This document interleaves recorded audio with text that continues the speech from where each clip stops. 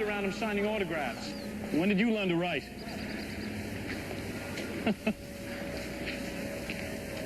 But Grandpa thinks he could arrange something with the ballot commission so that I'd get a good vote.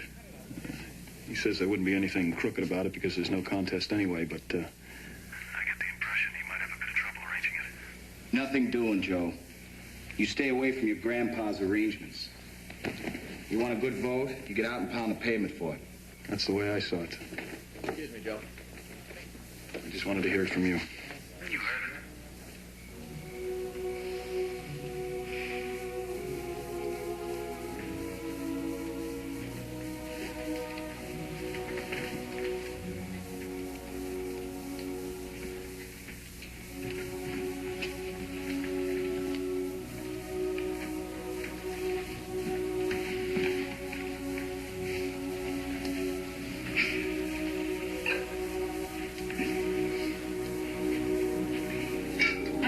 I'm not getting your undivided attention this evening. I'm sorry, kiddo. Something's on your mind. Spill it, buddy.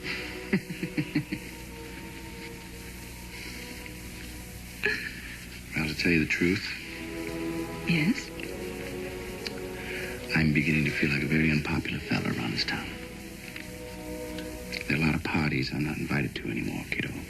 I seem to be spending a hell of a lot of time at the residence reading history books and listening to Beethoven. What do you expect? You talk far too much about America staying out of the war. Maybe a quite favorable attitude in Washington. But this is London, darling. I'm not feeling too happy about Washington either. I think Roosevelt and the State Department is slowly freezing me out. I was Franklin's fair-haired boy when I got here 2 years ago. There was an article in the paper the other day that actually hinted that I was a defeatist. And what I need to do is finagle a way to get back to the States in the near future, go eye to eye with the president.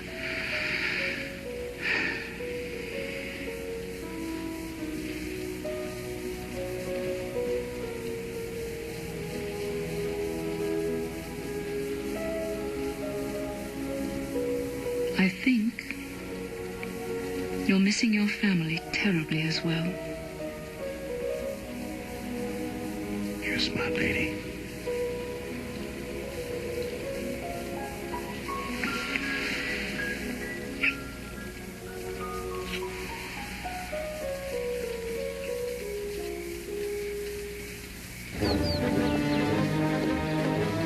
Afternoon, ma'am.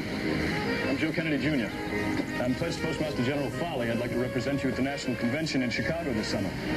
We'll take that and we vote next Tuesday. Thanks very much. Good afternoon, sir. I'm Joe Kennedy, Jr. How do you do? Good. Extra, Jerry's on the pipeline, market tax nowhere, read all about it. The weekly capital bond bag, that's your glove. This is the very spot where I sold newspapers when I was younger than him. You know how many times you've told me that story? Yes, Chris.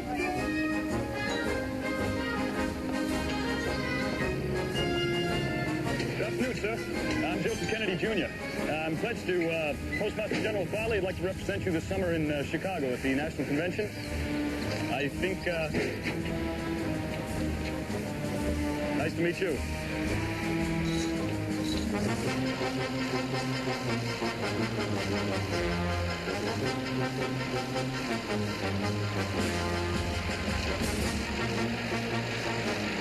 Mom, where's Joe?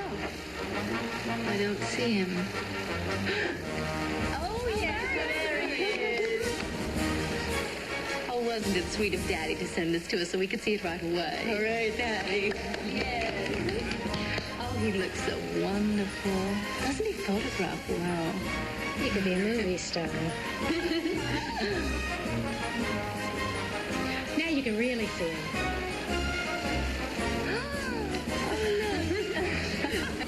Well, as you know, the great majority of us have seen fit to recognize our higher loyalty to the president. Except for you folks. Well, we're down to the wire. And I want to make it Massachusetts unanimous for Roosevelt. Are there any among you still with a mind to back Farley? Now, let's see your hands in the air.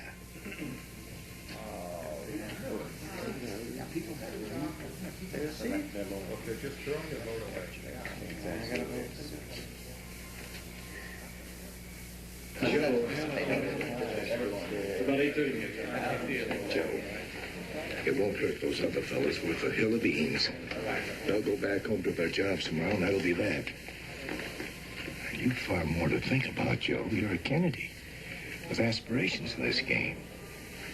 You could wreck them all together tomorrow, not to mention bring Roosevelt's wrath down on your dad's head. I'll say no more. Promise me you'll sleep on it and dream of the future. Hmm? Jerry, let me talk to you for a moment.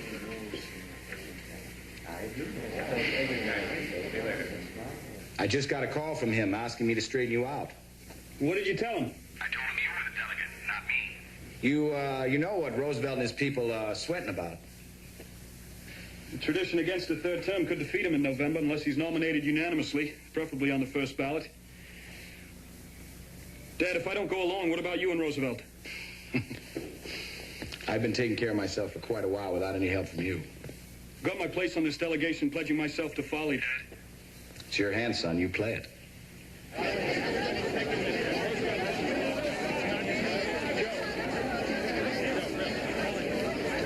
Farley's promised off of the first ballot. They'll move to have Roosevelt nominated by acclamation. Fine, Mr. Burke. When that time comes, I'll vote with the convention. Till then, I was pledged to folly, and I vote for folly.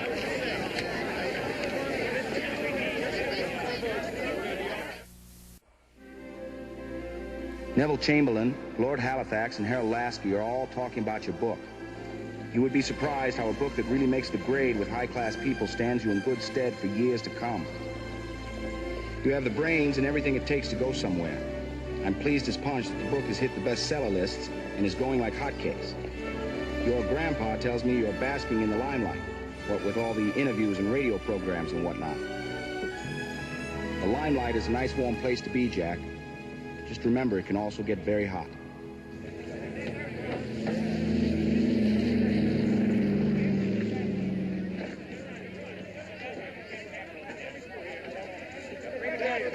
Kennedy, how about a nice Kennedy, a couple questions.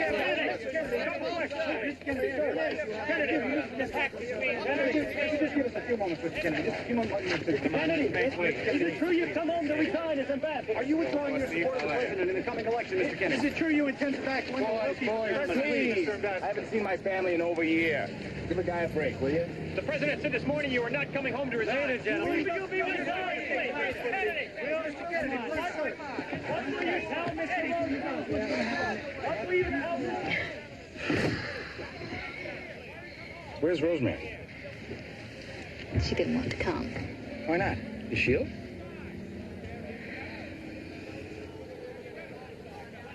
What's going on? Joe, she hasn't really seemed quite right since shortly after we came back from England.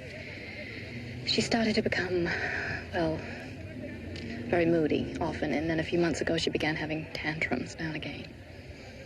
What do you mean, tantrums? She's been violent from time to time. Violent? Rosemary? Once she threw a plate at the wall. I had to duck. And last month she went out in the middle of the night. We found her in the morning walking up and down the block in a nightgown. Why the hell wasn't I told about this? You had enough on your mind over there, Joe. What would have been the good of worrying you with this?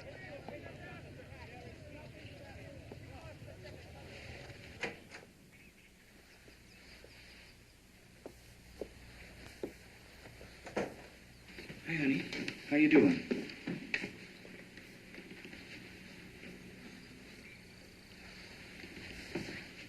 Long time no see, Toots. How about a hug for Daddy?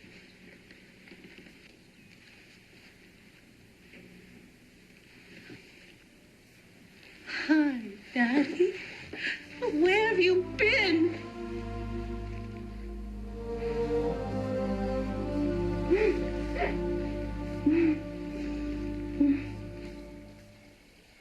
I went nose to nose with him. I laid it right on the line. I told him exactly how I felt about the treatment I'd been getting from the State Department. All the lack of information, people like Wells and Donovan coming over and negotiating over my head. All the rest of it. How did he take it? The only way he could. He knows I still pull plenty of weight this side of the big pond. And I know he must be plenty nervous that I might back Wilkie. He told me that he really didn't know what had been going on, and he promised me better in the future.